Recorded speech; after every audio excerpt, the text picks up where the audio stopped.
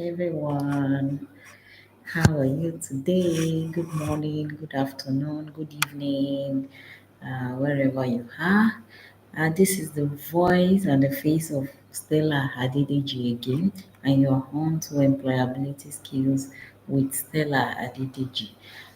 Today, I have come your way to shed some light on what we call office politics, how to manage office politics.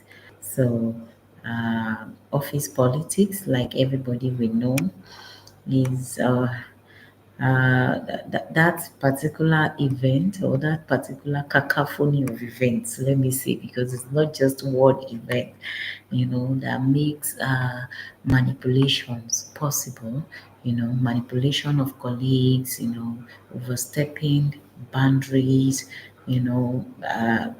gaining favors when necessary and when not necessary. Then it's a bad one in the office place, but can we work without it? Can it be completely eradicated from the workplace? I would say no. I would say no. But then, though it has its own positive sides, it has 99% of the time it poses a negative threat to the growth of the organization. So it is best that we avoid office politics as much as possible. It is best that we avoid it as much as possible. Okay, so how do we manage office politics? You know, uh, there are quite a number of strategies that we can employ to manage office politics. Number one thing that I would like to explain to us is to stay professional. Being professional means that you know what to do, you know when to do it. You have your job descriptions, you're working along with it. You maintain a professional demeanor every time. You avoid getting involved in gossip or anything that is not in line with your job deliverables. You face your KPI, you're focused on your focus. Like I said, I was talking to a group of people earlier today. I told them you have to focus on your focus. Okay, so any negative discussions about colleagues and how you stay clear of it. That is the number one thing. So don't get involved because along the line you may get cut off. So don't even get involved initially. So how do you not get involved? You do your job, make a straight face doing your job, send that email when you need to. Make sure you dot your I's and you cross your T's in terms of your deliverables. Do your KPI, let everyone know that you do your job. Okay, so are you going to be blind to every other thing flying around? No, but be mindful of your comments, be mindful of when you come in, what you say, because they go a long way as defining your stay in that organization, and then they also define your propensity to grow in that particular career you have chosen. So another thing is you need to also build relationship. You can build relationship either upwards or you can build it sideways, you can build it laterally, you can build it horizontally, you can build it vertically. Okay, so you have people that are ahead of you, you need to have good relationship with them. People that are just below you, you need to have good relationship with them. And people that you are at par together. Okay, maybe you are a functional manager, other functional managers are your colleagues, and then you should have a good relation. They must have something to say about you. There is a trust equation that I know. Someone mentioned. I was in a session with Mr. Abiodun Ajiborodi. He's the CEO of BMA. Um, BMA in Nigeria, is a marketing mentor, and it mentioned something about the trust equation. And in that equation, there are three key elements that plays out. Number one is credibility. Credibility as to your words. When you speak your word, do you act to it? Do you stay by it? Are you bound by your words? No, that is very important. Okay, so and another thing that is very key, another key element of the trust equation is the reliability. Are you reliable? Can I rely on the words you have spoken? I mean, your actions, are they showing the words that you've spoken? Are they really portraying the words you've spoken in the bright light? Okay, so and the third thing is intimacy. Intimacy has to do with emotions. How do you manage emotions of your colleagues? Okay, so or do you get so overtly involved emotionally? Please note that the workplace is not a place for emotional jamboree. So of course you have to have emotional intelligence to be able to manage your colleagues emotionally. But I want to tell you that you don't overtly go into emotional relationship. For example, you don't go into friendship like, of course, your colleagues are your friends, first of all, but I know what I mean when you are probably the HR manager and then you have to act in line with your job based on the action that is precipitating, maybe query, maybe suspension and then biases are setting. At that point, you begin to consider, oh, he's my friend, he's not my friend, at that point you begin to play out politics. So that is the reason you shouldn't get emotionally involved to the extent that it will affect your deliverable. It will affect your disposition to delivering on your own assignment. Okay, so let me quickly explain that certain people you must try to avoid in an organization. The first set of people are the people we call the vultures. The vultures. The vultures are people that allergies. Okay, so the vultures are people Hello, it is 1800. that are This reminds you USA FOMS post-sleep that on scripture reminder. The weather today is mostly sunny. Temperature is 24 to 37 degrees Celsius. okay. So I had okay. It's an alarm. It's telling me what to do at 6:00. Okay, so my apologies. Okay, so I was explaining about the vultures. The vultures are people that they naturally pull you down. Number one, they are like scavengers, always looking for information, always waiting for you to say something so that they can nail you because of that word. They profit when you suffer. They want to see you suffer. You have delivered on your assignment, you have nothing, but because the boss is dotting on you, they look for opportunities to pull you down. They play on your weak areas. Vultures in an organization are people who look to you look for your weak point, so to say. Though you are an high flyer, the best talent, you do well on your job, but then vultures in your organization are the ones that they do not have that talent, they don't have that skill, they don't have the intellectual capability, they don't have the competencies you have, but what they have is strategy, and the strategy basically is to pull you down at your weakest moment. So you have to sit and analyze yourself to know, oh, what do I do right? What do I not do right? Which areas do I have gaps, especially in terms of human relations, that I need to work on so that vultures don't get to nail you. Okay, so they actively seek the downfall of others, especially when they need favor.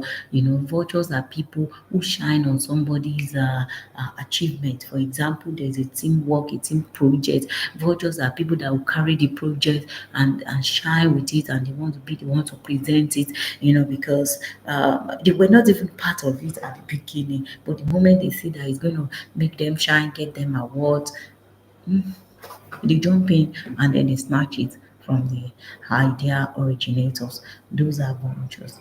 Okay, so you don't underestimate their powers, because these are people that are feminists, like Mr. Jiborodi said. They are feminists, they are your friend, and they are your enemies. They present themselves to you as a friend, and then but they do otherwise behind you. Okay, so and they really understand the power play in an organization. The power play, basically there are three things that are the power play: the people who have the voice, the people who have the power, and the people who has the credential, that they have the people who have the voice, the people who have the power, and then the people that have the seat. So they work with people who have these three power power play in an organization. Okay, so they are like, when they get to the boardroom, they want to take somebody's idea and shine with it. So they run with another person's idea, shine with it. They feed on people's dream. If you mistakenly share your career aspiration with them, you see them doing that thing ASAP. Before you know it, they are already shining with your idea. These are the people you must be careful from, so that you don't get deep into the ocean of office politics when it's playing out. All right. Okay. So another thing that you also need to do is that when there are issues, for example, two colleagues are fighting, please stay neutral. You would be nailed by what you say, comments you make. Even when people are going against you, just maintain your calm demeanor. When you maintain your calmness, you tend to earn some respect for yourself. Okay, so stay neutral, avoid taking sides. Maybe there are two people conflicting over a particular matter. Please avoid taking side, stay neutral, and be very objective in your interactions. Okay, so now another very vital point in managing office politics is effective communication. Make sure your communication skills are top notch, such that you clearly communicate your ideas, your expectations, your concern. Miscommunication can often be a source of office politics. So if you don't clearly communicate your ideas or your information, people may misunderstand what you're trying to say, and then it may begin to cause rift amongst the team in your organization. Another thing you need to do is to be very ethical. Be very ethical. Ethics means that you stick to the ethical principles.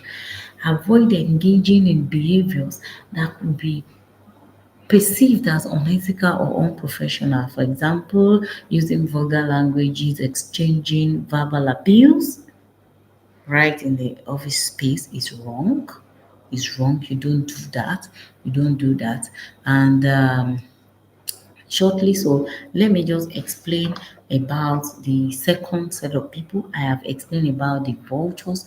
Now let me explain about the chickens. The chickens are they are not ambitious. They are just there. 5 years, 10 years, they are on one role, one position, no movement. They are fine. So long as they are paying them salary, they are fine. You have to isolate yourself or run for your dear life when you meet this set of people, because they will discourage you from growing in your career. Your career development may be hampered if you are with this set of people that are not positive minded, and they are the kind of persons that talk down their boss. They are they don't have an ambition, they have no goals, they are always anti leaders. When they see a leader doing well, they are always talking them down and talking against them. So these are people you need to stay clear of. There's another set of people who are the noodles, you know. Uh, these ones, they just want things pam pam pam. Let me just start from manager or start from CEO of a multinational organization. You know, when we all know that Rome wasn't built a day, everything that must be good must have a good foundation. Which man who wants to build a house will not actually sit and count the cost and say, this is how much I'll spend on the foundation. And as strong as the foundation is, so also the building that is standing on top. So what it means is that spend time to learn. Spend time to develop yourself, develop your career. You know, there is room up, but take it a step at a time. Don't jump above yourself. The role you are not supposed to apply for, when you know that your competencies cannot take it, don't apply for it. Build yourself up. Just like the scripture says, build yourself up in your most holy faith. Okay, so this time around, our advice: learn, unlearn, relearn, upskill, reskill, and keep moving. And you don't stop learning, you keep learning. Great career don't happen within the twinkling of an eye or overnight. Great career requires sound experience. They require development through learning, both classroom, on the job learning, and garnering experiences. These are things that have proofs and fruits eventually. So balance your quest for growth. And you must be intentional with your career, because what brings about office politics most of the time, some people are not competent. They just want to make noise, and the noise cannot do the job. So you've got to have the skills to be able to do the job, and then you've got to have what it takes, because you need the head, you need the heart, you need the briefcase. The head, what is inside here, your aptitude, your intellectual capability. What do you have in there? You need a heart, you need emotional intelligence, social intelligence. You need to be able to coordinate what you have in your briefcase and your head in your heart. Okay, so and your briefcase are your certifications, so many, your qualification, professional qualification, academic qualifications. These are what makes up your briefcase. Three of them must go hand in hand to be able to help you navigate the terrain. Even when office politics do happen, eventually you find yourself, flying above the tide, flying against the tide. So that is what happened most of the time.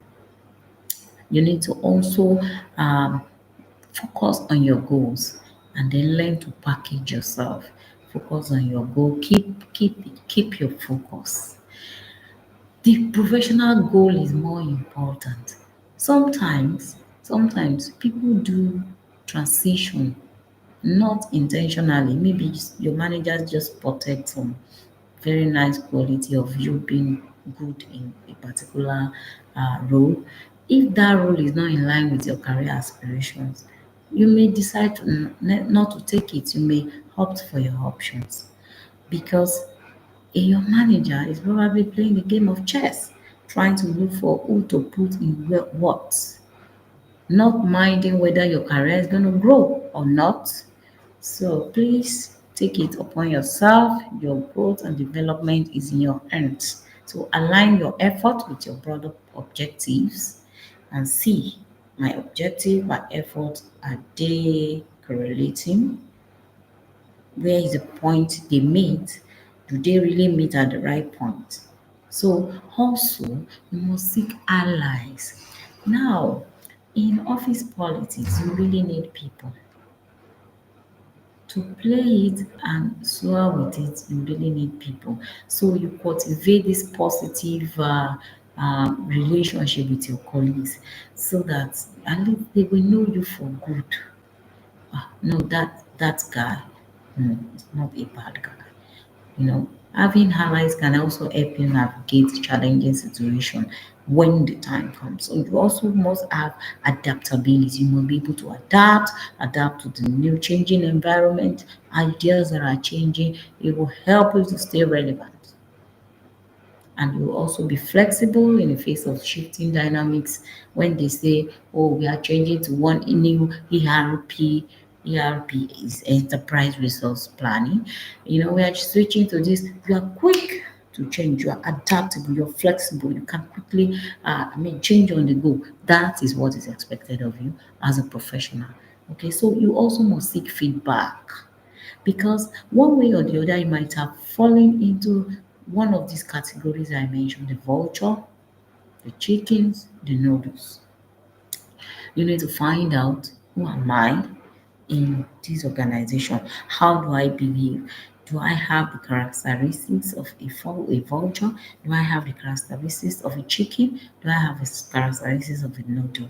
Okay, so but I know that you should be an eye flyer on that job, because your next best shot is based on your excellence on this current role.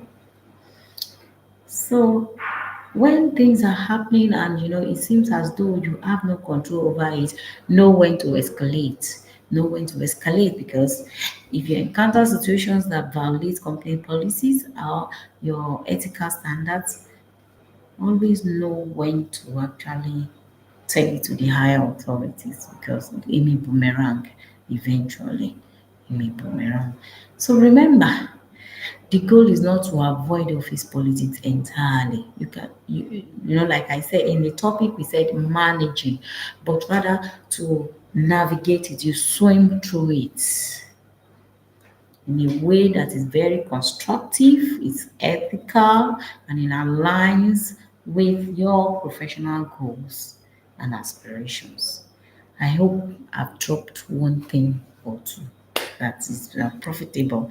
If I've done that, please kindly drop a comment. You can also broaden our understanding on what the managing office politics is all about. You can also, give your comments. You can follow me on my social media and use at Stella Adedeji across social medias. I'm on LinkedIn, I'm on Facebook, I'm on Instagram, on Twitter. So thank you for joining today. I hope you've learned one or two. Like I said, I'll be coming your way again. I don't know when exactly, because work is becoming very, very busy. Okay, so but thank you so much for joining me and for watching this video. Kindly share with your network. This is going to go a long way. Please share with your network. Tell people about it. Please kindly share what run. I train people if you for organizational training. I do organizational awareness training. I do self-management training. I do professional development training. Okay, so just name it. You can reach me if you want to train your team. Not for a lot of fee. I am willing to do it for you free of charge. When I say free of charge, I mean FOC. Okay, so please reach out to me and let me know where I can assist, especially if you have an organization that is very toxic and you're looking to, allow some peace into your system. You want someone to come in and talk to your team to change their mindset to do the right thing. I would be the best option for your organization. Thank you so much. And if you want to build policy, you want to build structure, you want to build a system, you want to make sure you have the right processes, please reach out to me. Reach out to me on my mail. You can send me an email, ddgstella12 ddgstella12 at gmail.com. God bless you. Thank you for watching. See you next time. Bye.